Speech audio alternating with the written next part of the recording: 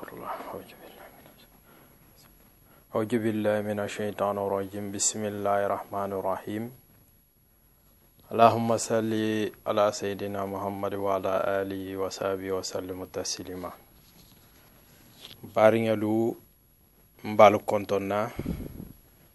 misilme ya kontrola tigininta ya kontrola wa fallongo kontro jahanga ya kontro halu konto. Assalamu alaikum arahmatullahi ta'ala wa barakatuh. Alhamdulillah rabbil alamina. Abata dugundi abata ke famo ti dondi yo to nyalmu faydan tunte jang ntum biya sitale hatta habonya. Alhamdulillah rabbil alamina parce que kuwo kunde nabe fola ni man taha terrain fangama e hatta hadula fangama e hatta habwa dula fangato awa membe fola harima beje bari kenga tahay fananya hatta dondinge ne woketa satra membe fola anim membe kela anim men tambita ise do long ise kala soto do dondin na koto. Alhamdulillah rabbil alamin nga wala ke nta hatta botuba nya tuba jahala tuba nta hatta bononne hatta habaringa lu konton hatta kum faboro ke hatta hi konton awa baro men kasabo na be laringa ma je fanan hatta je bela saha. Alhamdulillah rabbil alamin wala haake fayda bata ke famoti dondi bar famonte entide ha fo kombata terrain bula kombata kol dabula wo kumante wonte de ko dume dabula ne hakoli jabula la lumeng a esatra tonya bata sabati abata fo abata bang menga menke be bata rekoni. Donc harwale fanamu parce que bitugun te debuna mo honti de la bitugun provocation lu be siaring fania fo lu be siaring ha damu ta tuba ma hanabula france jamma fania fo mo hanama dinge keta nyawo yanding e kantale e hatta si fania fo ma mo ni siesi tajando to har mumuiti ibotam fusuto e kantale hammali ya fania foma bi wala hada abe bunding ku saba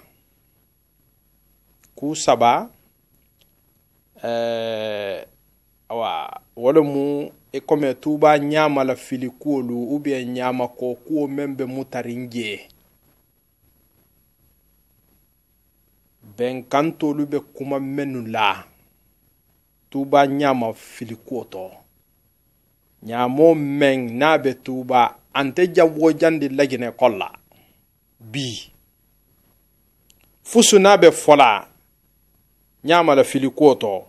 abe fania to nyanta kelingato netigi man lantala kumola etigi hila mohodo kili ahiyaran tuba kono donding ahata hanga burda ma fanga donding nyamo suntuma asuntuma le benon. Donc par propagandi menna bala propagandi nying ke sentato abem propagandi lati bar ke sentato adunte la banna fanan parce que fania ese miatole barlundo fi hakori parce que ite men ja fola ni ite mankori men bala mela wol so kori le. Alhamdulillah rabbil alamin tuba nyama ko fusu mankato nyamo be fay kan gauche à droite je bebe no horin e mi alon ko musulme dugu fanga mu jeti bi adon tuba dingelu wolle be je no kan awa donc nse do nimbota no ma e comme élection ko même fana mbula taje élection yin nga audio siaman ne la me si tulu mo holbe kumakan tuba élection ma hambi maño ho fallo mbali aja folo e hakuma kuma inte kumen kalama alangan hakiltu duniya bata tambi ma hambi itebe loring atolbe loring fayda ko hambi ko fonga nyunu kumma domo ibo to hambi ibo kela antelarin to nyakan fo fania na fantola alhamdulillah rabbil alamina tuba élection men na keta élection communale men tambita nalo haje fula ke men biye e fula ke men maten ko yusufu jallo nyin ngay falian tubangole mu yusufu yinti tubango pire malon fo so lungole fo so singole mu par tubangole mu parce que a soto dugo non be tuba la commande le kono administration o buloma ete alanga hakilo soto mo ko safo tubango yen ko tubango mekeno tuba dirisanga doti karamba ngolu ala hakilo soto parce que nje mfola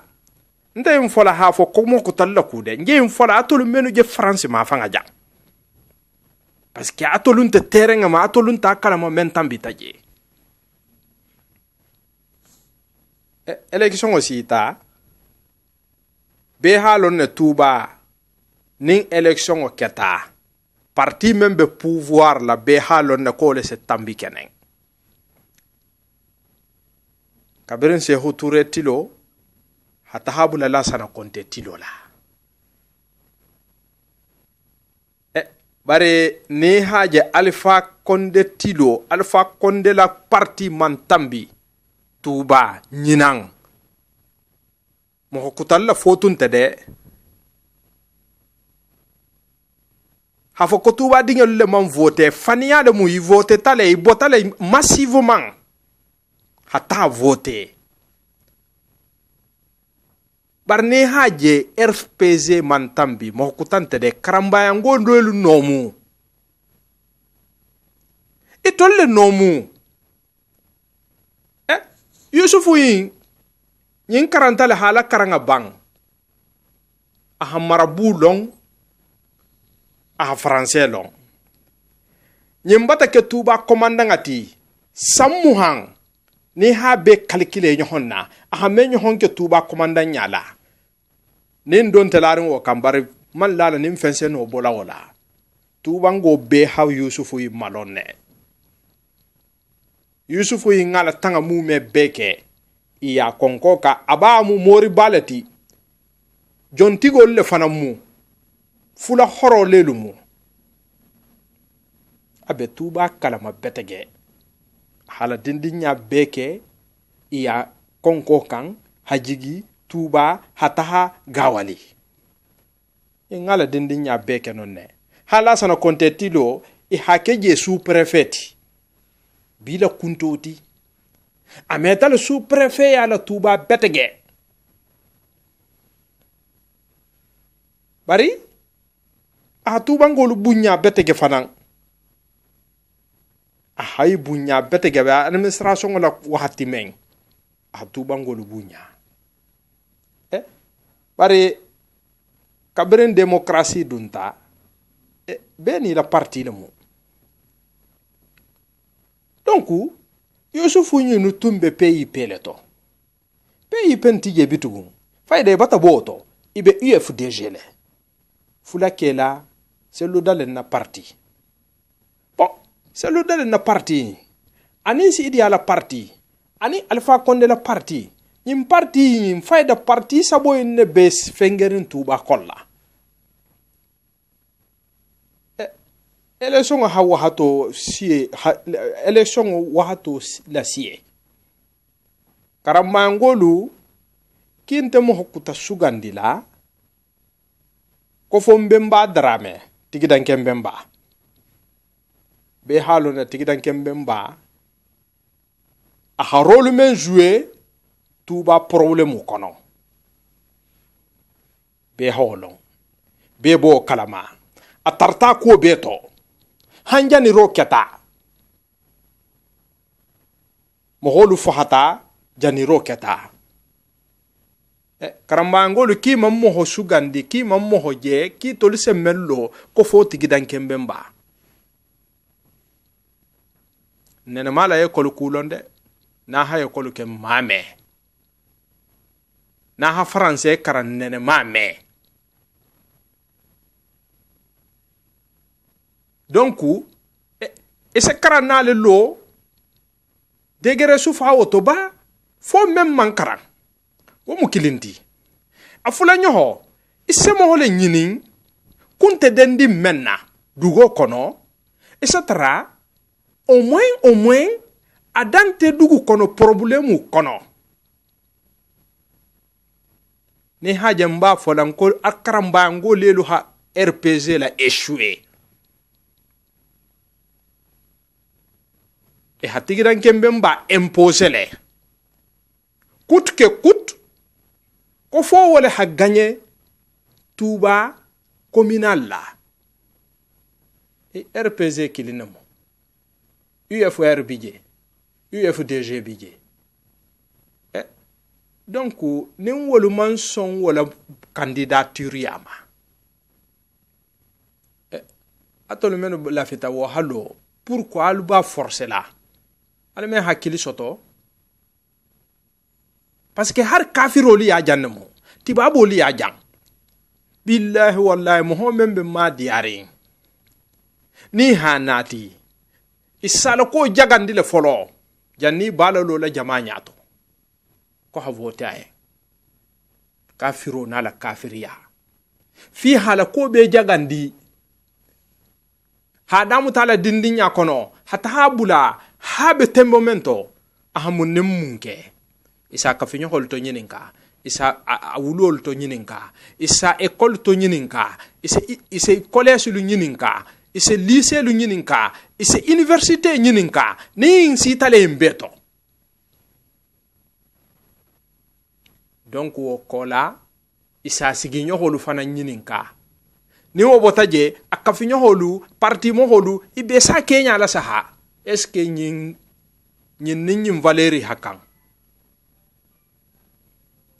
donc ne wolo hatara foto be dendin wo mohola hari talbe madi yarin jama beti imeson hilalo intelola donc bari mo siamon kuma tale jang wasapulla ko hawuli ko hilo ko barasila fula Kenya membe tambi kan dugo kono itul fanganto kalama mo menu bi kilila ila mo menu bi non menu bi kilila alilo al kumaten ala sajiten mbembanto la hawle sugandi karannalu bije hawlu tuje ta kanjura sawane RPG silamu munna wo mannalo bar wa don din karanne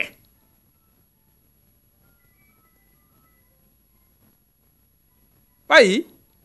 il influence mo hole ma beti ko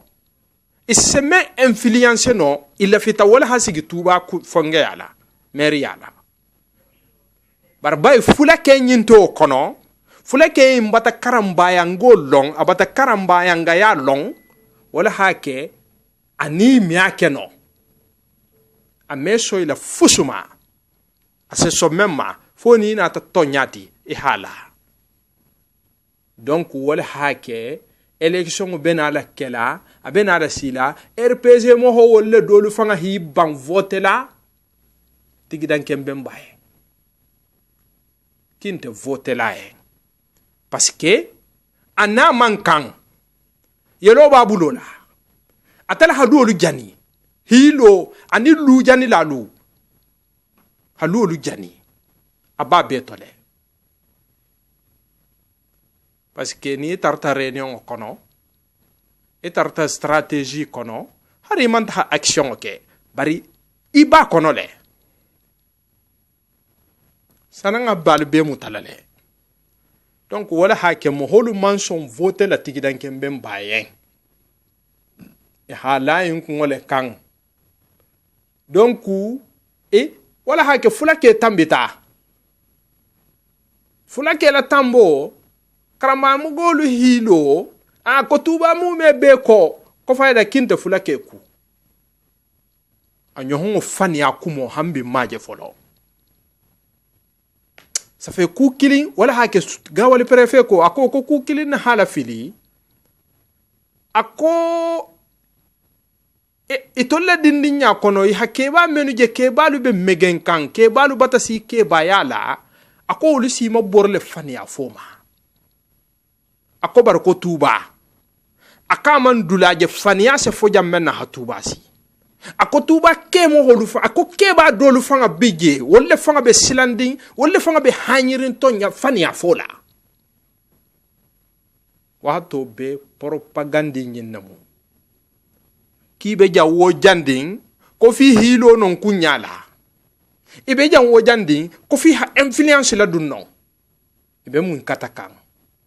duniya ningay ibole katakan hamolu masaba fania kan tonyigo kan aluna reportage ala bela saha nga men bela bona bo nyale nan tonya lampader ko men na tambita tuba itolle hisinge lo akan ko jaha mankan ko lampader soto ha damu ta sahama hilaele hansanto kurjola lampader nani jaha atol sigi hinya lo ko tonya alam me wudi alam me nyala ka donding mfana me impose donding nga fon kumbang ni meke nyente kelam fana na dugo kan tuba alu bemba ya ala mutubati alu bemba lelu hajje matege jaha tale mutubati ali bang ntolu kem man sonko wala hakem ba ko dénoncer la parce que fanialemu to nyugolemu yanta la hambi ate propagandi kilinga wala be takan ate propagandi kilinga le be takan du golu kono dulal to sa en saha kumo ko bibliothèque saha kono al sa mela alsa kumo mela kabiri reportage men keta saha koto reportage o kola mun tambe ta jala ha kumo mela dinko lube bata kurala fahala wo kola fanan itumbe fani ya fo men fanan na gaburu koto gaburu dala ko ha gaburu ko ha je fenge je clôturer akumo be dantale parce que a kilingen tenaran to nyaka abe mu fania leti parce que mo hoy be fania ni be fania to hari i gebe la bolatun ke mo holu ba to nya dula jere ite fanga be samoyali la fania photo c'est le dékilé parce que halon ne kimi continue no ma kan o kan a wala ha ke reportage lu mbi ke kan adu reportage kutalu fanan bele mbulu mena ala wolu fanan lancelale parce que tuba problème amam banko amam bang provocation bala dula beto ha damu ta tuba ma radio bungolla mfama de la radio abe mo honani kan wahato be abe mo homa kuma kan wahato be bar billahi wallahi tallahi se info fama dien ala fania fo me fusu tantoluma fania fo ame fusu tantoluma hari ma nyini sibiro antakoto ntol kemma donc wo fania kilingo e hawle la continuer hatta ka kande mafanga hatta ka kande awa donc hatta non ko fo wolu se kuyitolu bulu alal tulolo de karamba ngobe men nyaanyinin kambi duniya kolla ko ka kande ngolu hakuyitolu bulla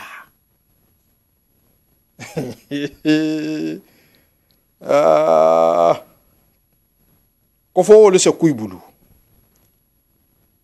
e comme nous wol tumbi bulle mo ho he bunya he horoma bunyaro man o do hoyati yen ha bunya o do hoyati yen nem bunya do hoyata mo hoyem mo benala nala do hoyam monte do hoyam mole benala parce que ne haje men fola ibi sori kan kuo be doto ala ko fi se mo holla hakilo frappe nyamen na ijigo kurungoluma ijigo kurungo men ni hake kotoman ne wala misir la wuyoti ani lu jano ani moho faho wonte effacer la wonya de wonte tunen na wonya mfamadi billahi wallahi metu na wonya hambi abe mfo ka radio la tuba ko mo kese fulan ningelu ko lume decision ta tuba ka hatoma halon fellon balia kumo le moti parce que mo ho ni ha fellon ku men na tambita ha damu tawolungo mahana dum bibulu ni te fanga mu hakkili mati ise samoya kuma dolu fola fania kuma dolu bije ke ba koto sambi woro wula ibata dum fayda ni man dum okono ibata sutiyala hambi be fania fola ko for jamale hakuita bulu ko fo jaha hakuita bulla ko fo mo hodo hakuita bulu atolu bulla karamba ngodu ko de même munu wonte bi dunia sans etale weti wereng haralu ma nyinin donc o propagande killing o hambi yo la takan kunisa misir koma Alhaji Mamadou Bajo kunisa a communiqué maintenant hala tambi be ha mele communiqué be ha mele a communiqué bembulu jam bar janni ngabula la folo mbe don ne sifala kunisa misir kuoto jama halon kunisa misir ko fanga damu tata nyadi mbe men fana fola nanto nya ala hakuni sangolu kili alhima nyenenka alhaji mfamara bije mfamara jabi nto la keba lelu molti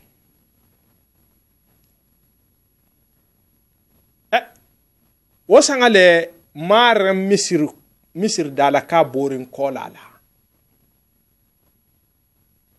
malam fo 2016 la misir dala ka borin kolala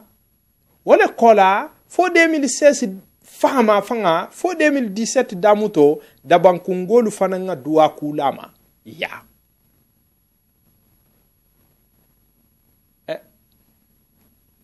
o duwa ko inata wole ko bunya ba parce que marengolu ha ila misir dala ka kuo bunya ta hadun ala janke madi le bulu invité d'honneur. Bon mbe hawo imasi jele wala kola tugun mbaringa menu be dabanku wol fanan sagita ate duwa kudo lalama hasayala janke madi invité la non fanan ala janke madi na la délégation o ana la délégation o be tahakan nonne ina tana tambi kuni sala akoy yanki hatambi kuni sa ki baringa dolu bije ko hata hi konton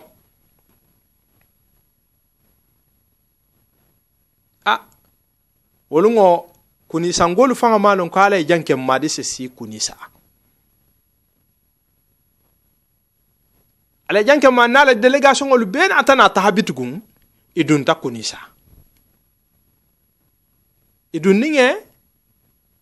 ha dantego la kuni sangoli ko ala janke madi na la délégation olu mu ibe tala da banku bari me tambi janna imanna naren hanay baringa lu konton ako hi surpris adiati yem betege parce que ilin tama ha fo wolungo kala janke madi sedung kunisa non wolungo ani kide fatata isumunta awa donc alhajim famara na tana kumota fatale mu fo men bara kumo kono kumo kendun tayenti gole bulu ko hayin dante ga ala janke madi ala sago annabi sago ala janke madi isago ibata nan konton abata diya nya bata bunyama bar bi kuni sabi kuni sango mume hamme kilin wala benna akonna misiro la kuolemu nda vitale fonse misiro lo nya kutake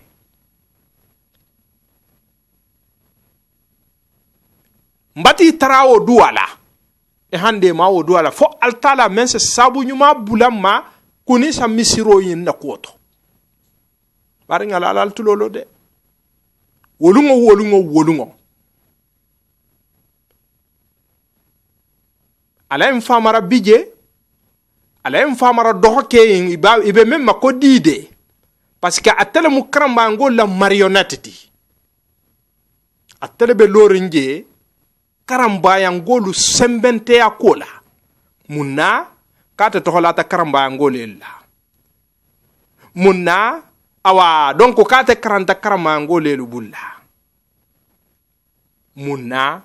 parce que ate fanga malon hafo ate fanga mu comment dirais-je nin karamba ngole ubia nin fa kunna ngole alhamdulillah rabbil alamin mo ma fo koy kana mo defandi ou bien kana tu mo ko ou bien kana karamo la dia ou bien kana tu karamo ko bar al hagigo to nya mo se bula wala ko iba diati ye nya wonyande nante to nyato ma fo hala malu jamato de bari ayita la havo kante to nyato na hame na mame ihilo jamato e hafo bar wolungo yenne dante ge tala e janke madi ko hide ma duwa khreher linto ko fo altala mense ila misir koyin fo altala mensa sonia yen ala janke madi na tana fo yen kawa hambi alsago nabi sago kuni sangolo alsago mbata lu kuma kanga me adiata nya bunyata ma awanyindua alambe wulale jala ngata hate misiro fanga kono ngata ha duwa kije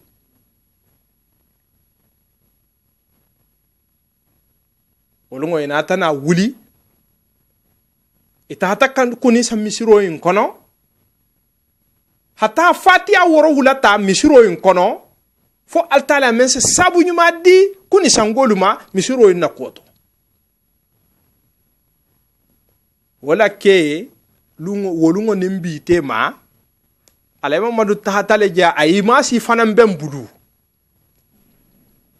a imasi bembulu ale madu bate misiro in fanga kono ibe godo di kanga ma misiro in kono duwa fenge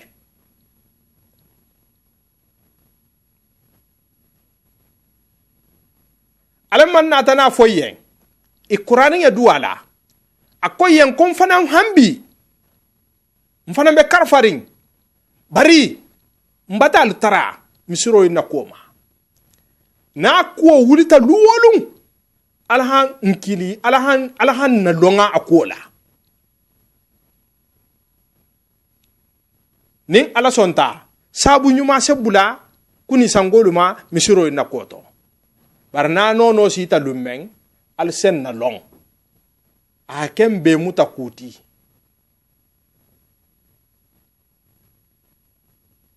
bar baringelu altala na tana sabu nyuma bula kuni sangoluma wole koto ngalo e hamakiliro ke jamma fangalu awa hamisili molu makili barbarin yalu eske al nyaba al halon ne kumen tambita jankol to godo men nasotota karambangoli hila be mala hadomo itante godo tibi itante godo ti sinin jamala ha godo nyimbo karambango dromma bo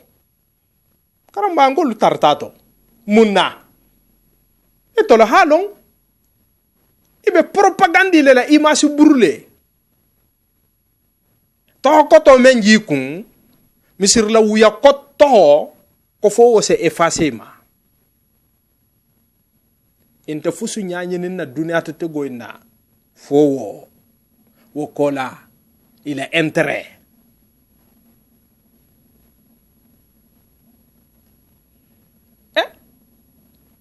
ne onte jamahi ma de ha femmen soto est ce que o fanga kanta dante gela mo kilin to hola ou bien habila kilin to hola jamale denta ha godo bo donc ni godo sotota pourquoi dobe bola godo la how do you humbulla ina keba ninga menu be sigirim france jam amanke comme koni sa doron ko de kuwo kunding na wulita misilme ya kuwo na godin nin soto tato e sabe bato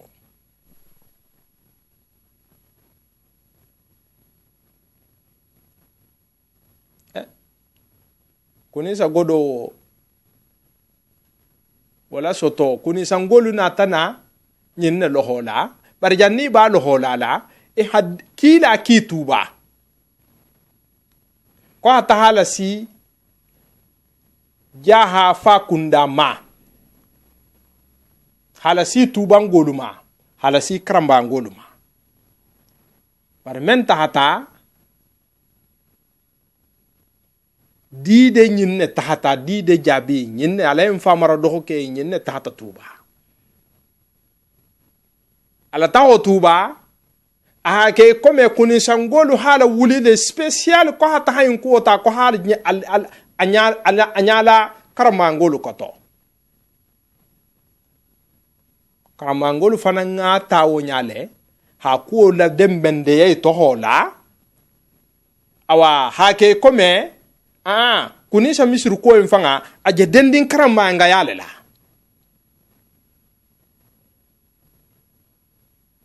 dide ala nyinin ka ala ha nyinin ka nasi tales jahama nasi tales santo fa kunda nasi taleje ala nyinin ka parce que ala tahoje ala intention on tenti ça fait ko hayin ko bo karamba ya ngolu bulu de toute façon mo fanga ma fo ko hadu mo bulu ko hata hala si tu bangolu ma barate la stratégie a hento benne ko hata ha nyala karamba ngolu koto karamba ngolu hilu akola ki bata ko dun karamba ngolu bare halon fania hanama dinye mo kantale hammali ya fania fola dindinge men soto ta ama bulu ba na maralo wala fani afo me mo hotoro janni be salgi tala ibe salgi dilima wala fani afo me mo hotoro bari bana tambi wala eta bata si sudama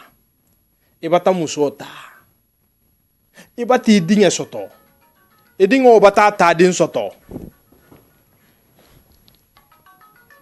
hambi ite be loring ima marento ebe propagandi la ite la propagandi infana ime inke kufusuto na manke altala quality obe mo maliari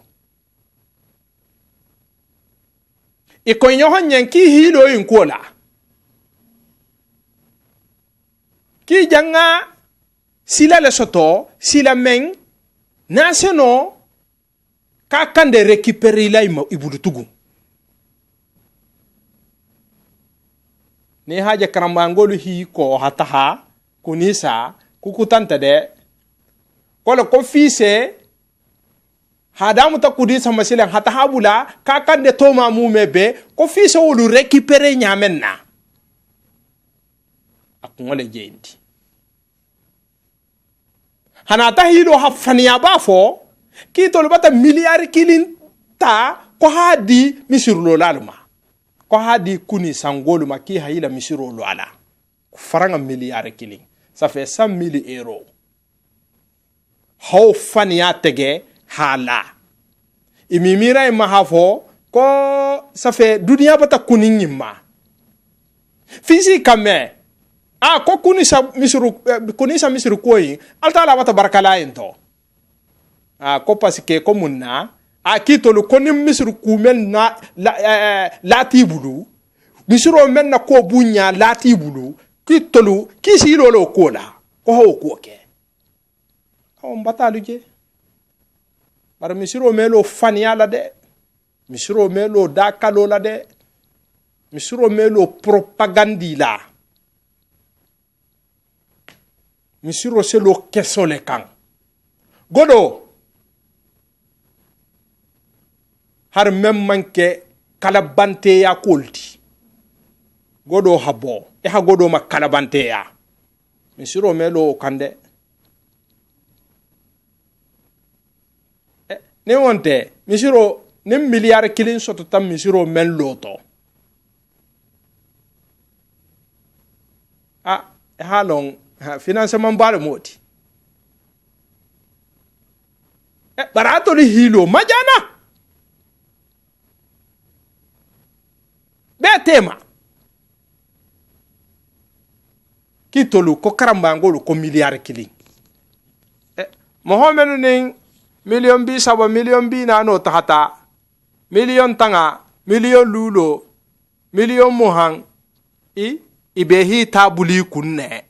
hasaji ko mohamenu ninna to tahata kunisa misiro na koto inila na to sagi tale munna be hammo bata do ya koto bitugo parce que munna milliard kilim bata soto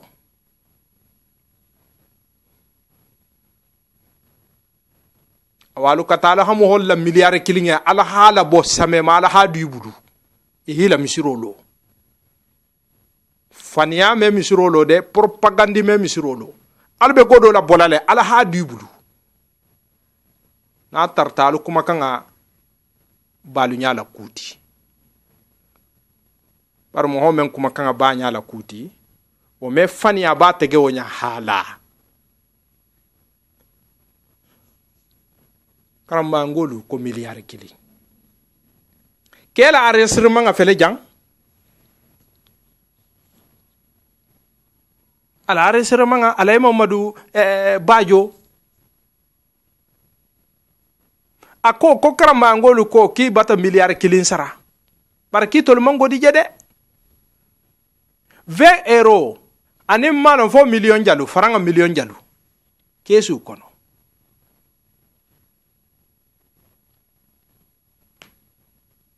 wala be misiro lola paringelu kanuntelu koni sangolu alu wuli alu hilo ala halla ko den alala ala la ko den alala nanu ma den alala billahi wallahi tallahi di de men na je lorin ko lu nyato asalla échoué parce que atente lorin kuku tala de abe lorin ne ko krama ngolu se sembo soto nyame abo dron gerole la altala du ngo sembo katile o bantale misir la wuyala hanama dinjo manseno sembo di lawma altala le se sembo di mohoma nyintili fulo e mume e be ne kumola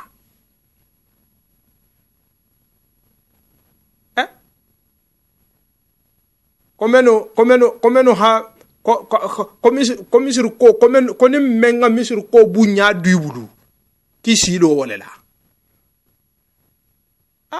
tuba misir fula nyoho e na ko ka bunya mando al bulu atele joti bara alhamdulillah batalo abanta do men dum bunya dun talu bulla alhamun kenon sile o bunya dunga tolu bulla na fa joman dun tawala alu fani ya fo dabula alu keso muta alu ala muta ala fani ya fo bula fani ya fo e halon kuntigo sallallahu alaihi wasallama aku kilimbange ako ko hanama dinye ako har kafiri firitiolemu kafiro lubeto kafiro akona nata nasem malu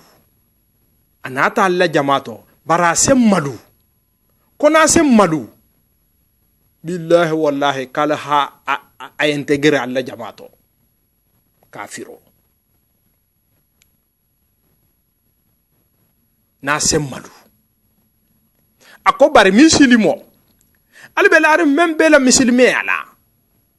Mohamed nala misilime ya kabe sahara atol bulu akobar konala halon kame malu akala soba la parce que munna mohomo mali balo ni na be loring asike moholi yankina be mu category kilingalati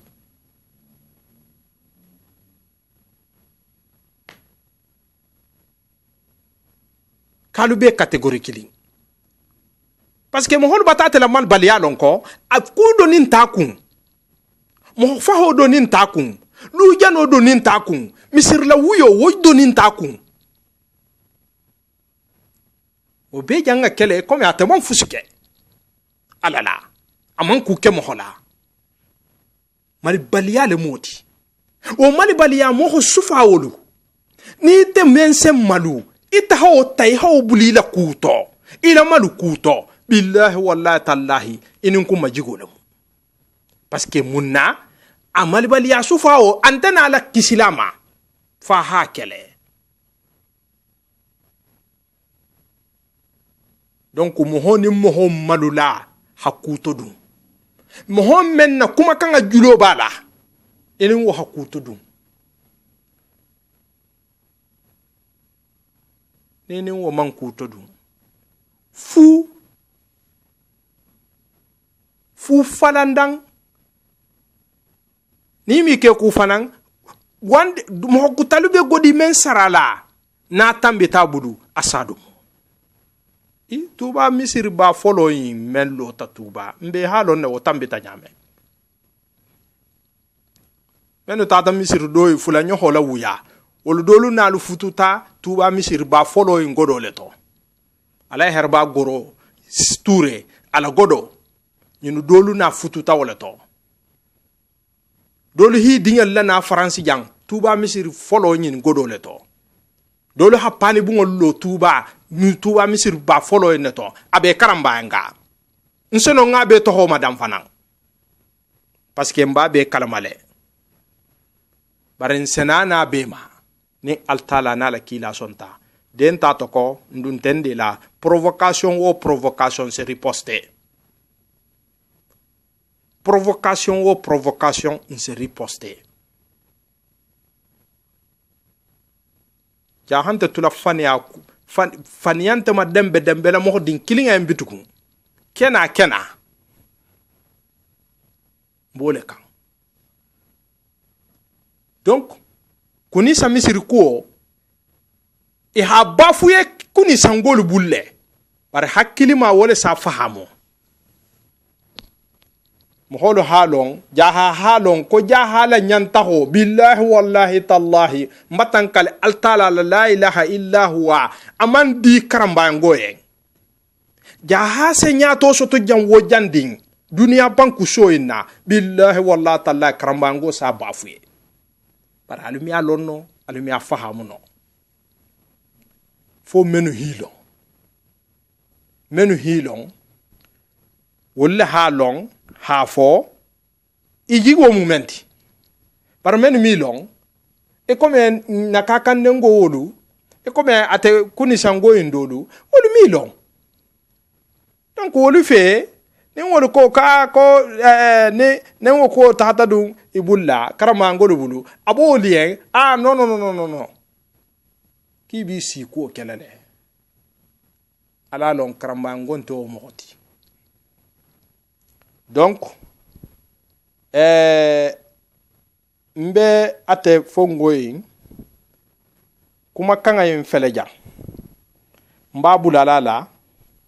jama halame alama madu bajo wala kuma kam muinti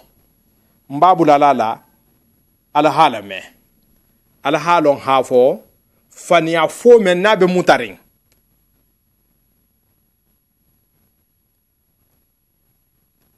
fania fo men nabe mutarin ajewole kuma kanga fola jang hayita jamala hafo ko fania le mu koton nyantato ko godo din kilinga mama soto donc alal tulolo ala hali tulolo betege nalo mala be betege ala ha volume lele hadanga donc afelenti mbabu lalala ala hal tulolo betege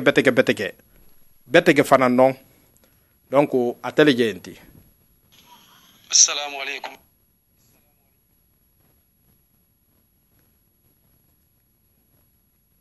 Assalamu alaikum rahmatullahi ta'ala wa barakatuh.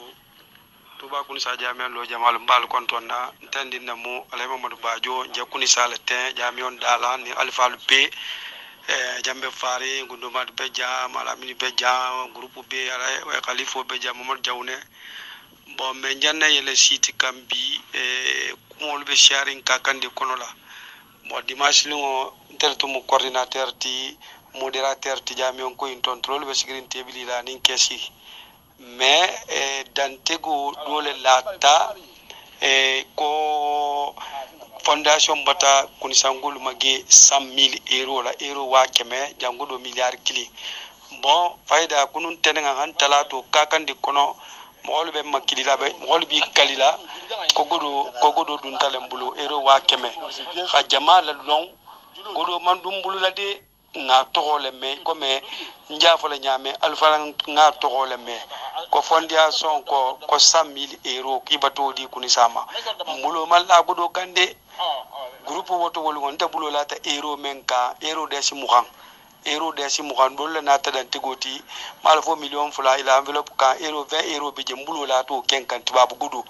ere pengal la gudu mentu ko euro 20 euro wa kemo bulo malla kam maje tuma do menu ga dan tiga wol ken ngaje mente maje ndala Mamadou Bajo ntel kamete bulo malla gudu ka rimer be siari ko gudu dun tambule ko ngala saki kono mango la saki kono de goli sa ku mentu be mutare mbulu ndoro mbalu madi Bajo ga Simon Lari do menta 17 millions francs guinéens ngala bo ngabetu nga dun kesi lubuli ga digi kesi kono la goli kutaman dumbulo ko la 20 euro ke ngo nyala ni 20 euro ke musa 1000 euro lati boy sa tara wotumo awa wala mu bar non te ken 100,000 euro nga to le me ko fondation ko ki beta 100,000 euro di kunisama voilà wo hante fanga mbodi ngaji nkuye nki batanga aju tinya munna parce que gudu man gudu nyala mo siama nun na to na tala nu kuiba ku kela en kuto men se mo gabu men ita ta fo comme bata milliard kilin daluma agam déstabiliser le nte to nyala lo ben nte fani afola 100 000 na déclaration on bulo ma la gudo kan walla billah nte ka manke ma khairati fi hambe jamena te parce que la vérité est bonne à dire ni mbulo la ta gudo kan tebili kanu là ça c'est bon bari nga mele kunisa ngolu mo ka déclaration on ala ni annabi ala la jensi siti be kolon ala mamadu wajulu kuma kamu nja kunisa ala be nya ala mbe men foli be nya ibe fala majigire nja mbulo nga euro men muta fo 20 euro wa ke mo ni ma men nga déclarer e ga mayni kay ko fondation bata kunisa magi 100 000 euro bari mbulo man la kan de mbulo man la kan bi mbulo man la kan sini ni mbulo ni kunisa ngolu bulo trata la kan wato mo senna lo bari golo ke nga to hole me ka to me ko ni ga me ko betra la france e man si je folo wala musalla la madin tan ni ala mo marbajo wassalam alhamdulillah rabbil alamin aw barin yalu albata alay Mamadou Badio la déclaration albata la mais karamba ngolu silen 100 000 euros men nalo habdi abemi ko fondation o fait la fola ko fondation bari belemu ibe ben kanto wole tinyata inata janna ko fondation misir la wuya lalu mo fahalalu lu tinya lalu ki tolbi la imasi toben na faniya kan wose marseno baringelu kanuntelu jaha alalu nyalaka alanga nyalaka alanga kolu fahamu nyimbata fahamu ko yanta la mide abatala jensen dula beto awo faniya fola ni ba borin na isa borin buguti geleto aseke tenne tanke ibi de la abe men fola asike mo holi en koto nyale yanta la dolu bata makili ko godo sarata le na manyim foten jombe la hafu ko godo mansara fondation benkanto mo fa halalu alu wulde ali hilo de nanu balla imasi to benna kuni sam misiro nyinama non wo man ben folo de o man ben folo donc baringalu intelligenti mba fe ngay ne la si jama halon hafo membe mutarin fani ya fo membe mutarin adon ante marcela a même marché bi a même marché sinin ni ala sonta donc fayda intelligenti haymbula al fundo la nsita le gawali fanan nsena dungo fanan hiso kono mercenaire menu fahata ni be larin gawali e be larin dinka kilin na kono dinka kilin militaire lu menu hiba den ni hi yohon jele ntata la hanga gawali munte yaleti habe expliquer le nyen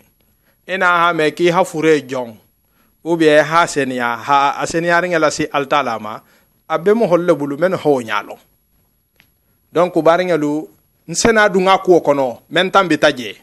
mfama de kilita nyamenna anim ben kanto mo holu ki hata sa wantelu nofe gawali hiban nsena duwo fanan kolla ni ala sonta donc intelligenti ngada nyam folo kumo lube siaring ku siama bije fanan nin ku siama fanan natale donc membe tambi kantuba donc hambi imasi mafongo yinemude imasi propagande yinemude hambi de nyinebe nyanyinin kande ado antebenna o mebenno parce que altalante faniato donc intelligenti ngada njang assalamu alaikum arahmatullahi ta'ala wa barakatuh baringelu jaha alanga nyalaka fulolu ko weti wereng be hanyalaka abantale de fania fo bitugun abantale wala mu assalamu alaikum arahmatullahi ta'ala wa barakatuh